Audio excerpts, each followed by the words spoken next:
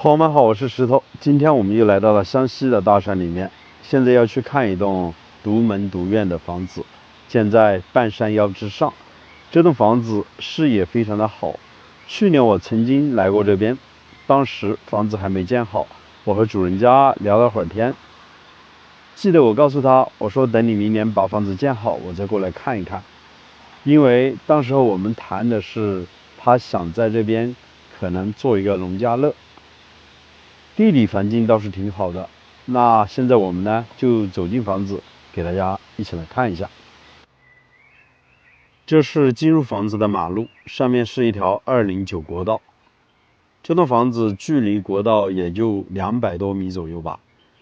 我发现啊，这边的山体很多这样的碎石头，都是一整块一整块的，拿起来铺院子倒是很好的。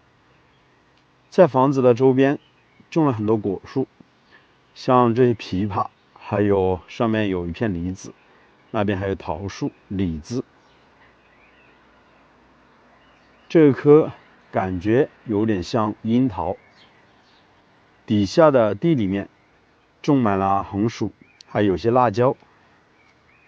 这也是这户主人家在这边种的地。房子呢就在镜头的前方。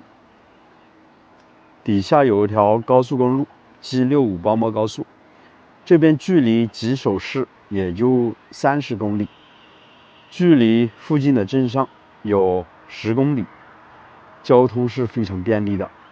因为房子的地理环境很好，视野很好，所以啊，来到房子的面前，你瞬间感觉真的特别的美。尤其像今天这个天气，刚刚下过雨，山里面云雾缭绕的。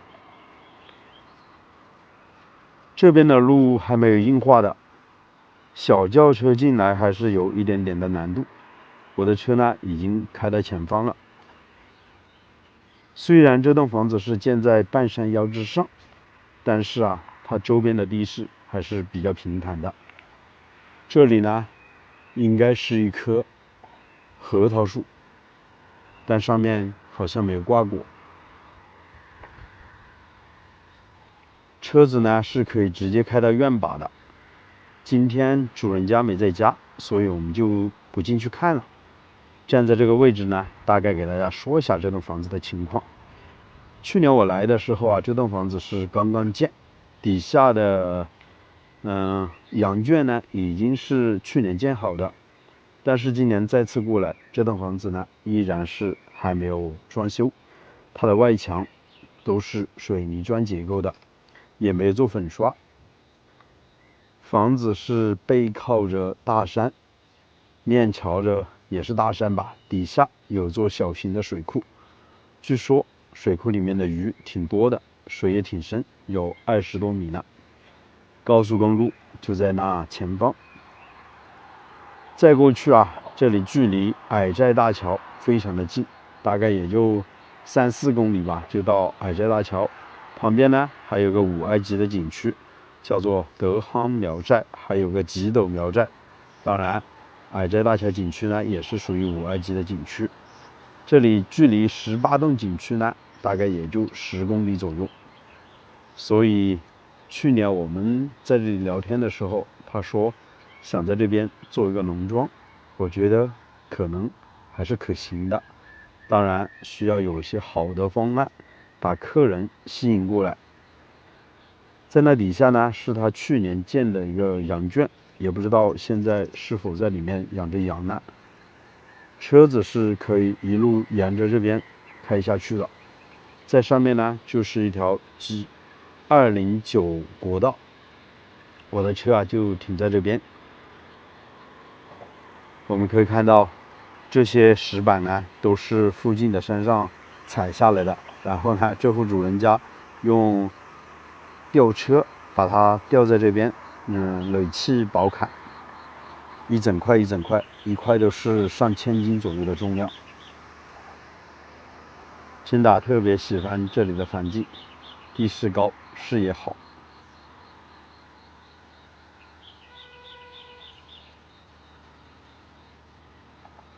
它这栋房子呢，虽然是建好，但是呢，他说啊，基本上很少时间在这边居住。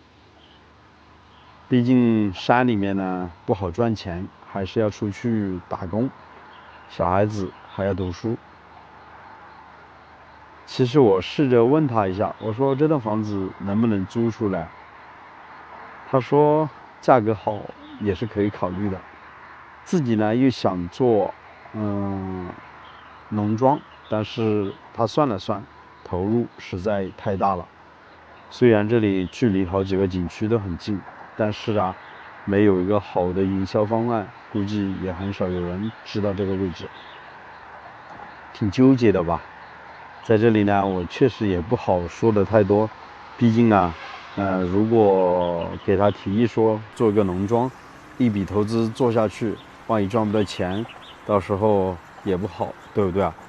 不知道事情前的朋友们啊，你们有些好的想法和方案吗？欢迎大家在评论区里面留言，一起来帮帮这位朋友出出主意，怎么样？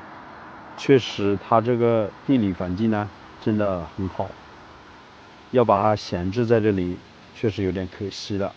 而且这边我发现了，进来的路还挺宽，最起码可以停下10多辆、20辆车左右吧。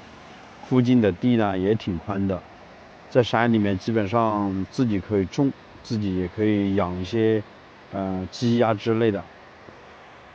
这个位置走下来是一个比较陡的坡，不知道冬天车子来这边好不好走。我发现啊，这栋房子旁边的土还是挺多的，在这边可以种庄稼的。这里呢，它也搭建了一个棚子，可能会养猪之类吧。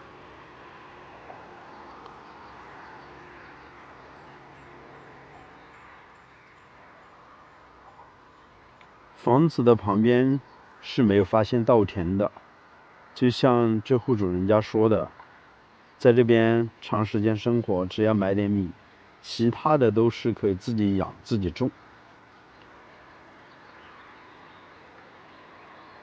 我来到了底下，这边的视野呢就比不上刚才我站在那个位置那么好了。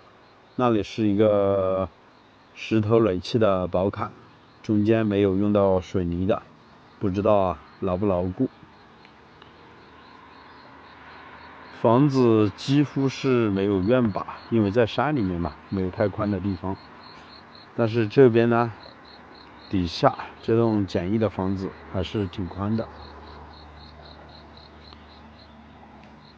这里看电视啊，都是用这样的小天锅来接收信号。看这户主人家的车子呢，是可以直接开到院坝那边的。山里面喝的水是不用担心的，他应该是从山里面用50的管子把水从山里面接回来，然后呢，在这边用水也是挺方便的。底下就是很深的峡谷了，周边的植被啊非常的丰富。